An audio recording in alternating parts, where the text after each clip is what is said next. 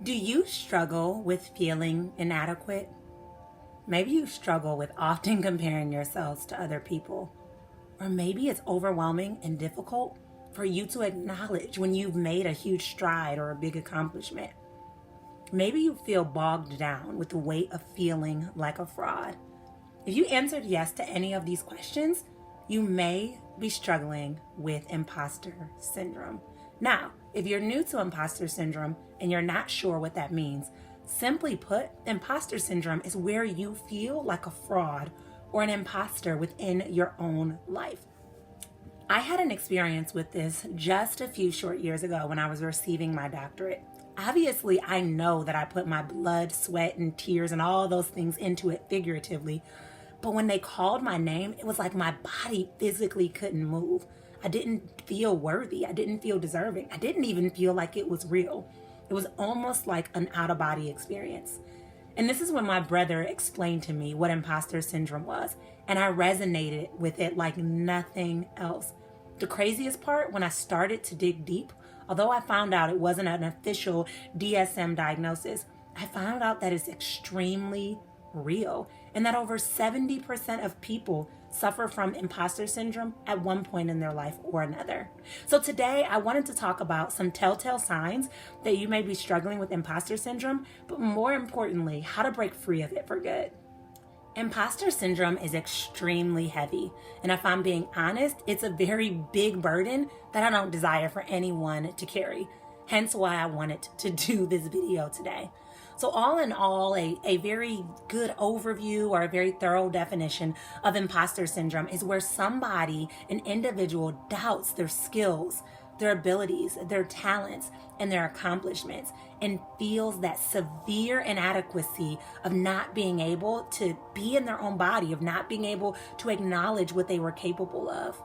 One question that I often get as it relates to imposter syndrome is, where does it come from? And personally, I believe that imposter syndrome comes from one of three places. The first thing is perfectionism, trying to be perfect. And here's the thing, when we aim for perfectionism, we never can get there. And therefore, we're always walking around feeling inadequate or feeling less than. And that causes challenges. The second place that I believe that imposter syndrome comes from is comparison. We live in a day and age where everybody's, life is on social media. And so we're constantly comparing our lives to other people. Therefore, always feeling a step behind or a little bit behind or not good enough or inadequate. And I think that this can trigger that imposter feeling as well. And then the third way that I believe that imposter syndrome really comes into our life is trying to be an expert.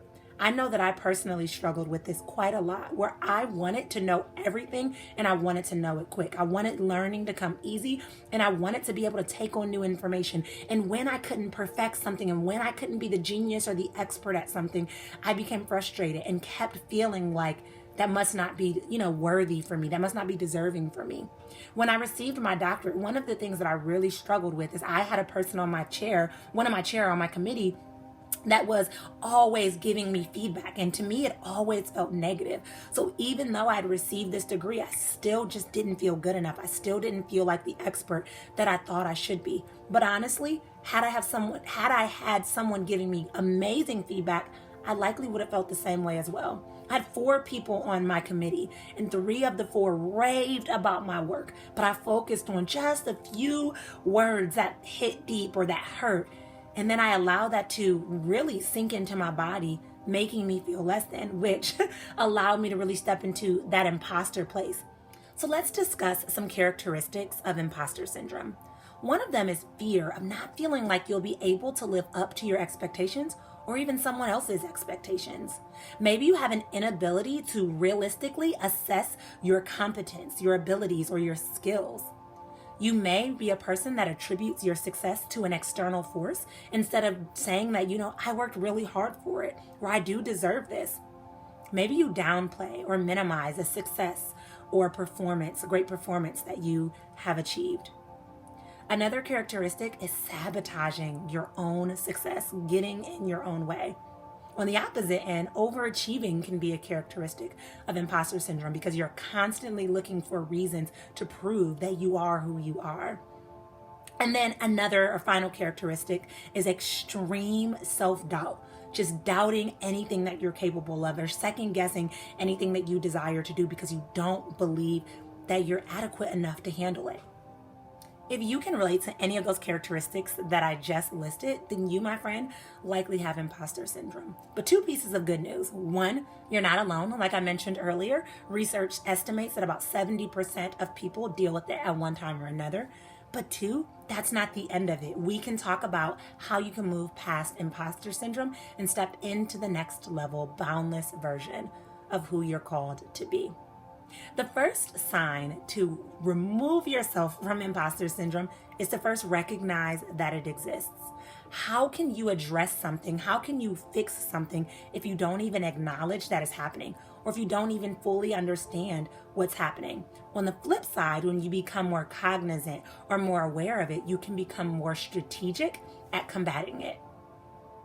The second step is to assess your abilities. And when I say that, I need you to do a realistic assessment. So sometimes that means stepping outside of yourself, because let's be honest, we can be our own worst critic, right? We can be our harshest critic.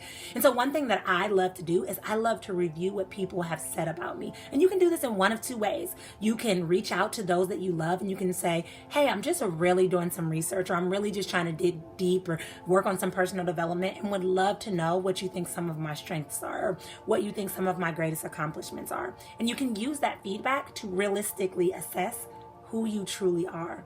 Another thing is, if you own a business or someone is ever giving you kind words, definitely take time to review that.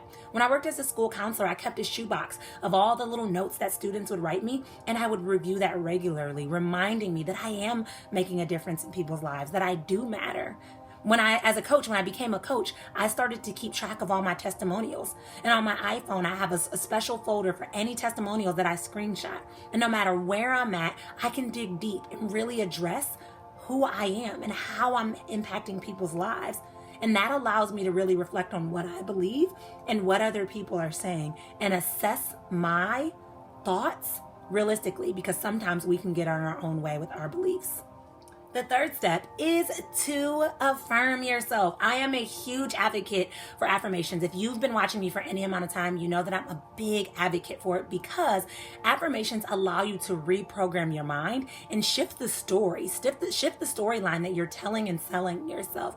And so when you affirm yourself with the things that you want to believe, you're really shifting and changing your belief system and therefore your actions. And so I'm going to challenge you to take it even a step further. You can stand in the mirror with your Superwoman pose and put your hands on your hips and feel that new energy just moving through your body, and affirm yourself with the beliefs that you need to step in to that next level, boundless version of yourself. And so if you believe you're not worthy, remind yourself, I'm made in His image, so I am worthy. If you believe that you're not smart enough, remind yourself, I know that I'm capable of learning something new, or I know that I'm a fast learner, or I know that I'm a resilient learner. Keep affirming yourself so you're moving in the direction you desire and deserve to go. The fourth step is to keep showing up. Consistency pays. And the moment you feed into one of your limiting beliefs, or the moment you feed into that imposter syndrome, is the moment you will stay stuck and stagnant. And it serves nobody for you to be stuck. It doesn't serve you. It doesn't serve the collective. And so what I say is just keep showing up. And here's the thing. When you keep showing up, you find reasons that you need to be there. You find reasons to keep showing up, and it allows you to begin to move past that imposter syndrome that wants to keep you stuck.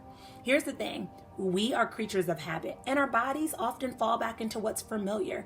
But in your comfort zone, there is no growth. So you have to be willing to move beyond your comfort zone, keep showing up for the life that you want, and keep going, and refuse to be stopped by any belief that you may have. Finally, the fifth and probably most important step is going to be hiring a coach. Here's the thing. You can try all the systems and the strategies in the world, but having support is like none other.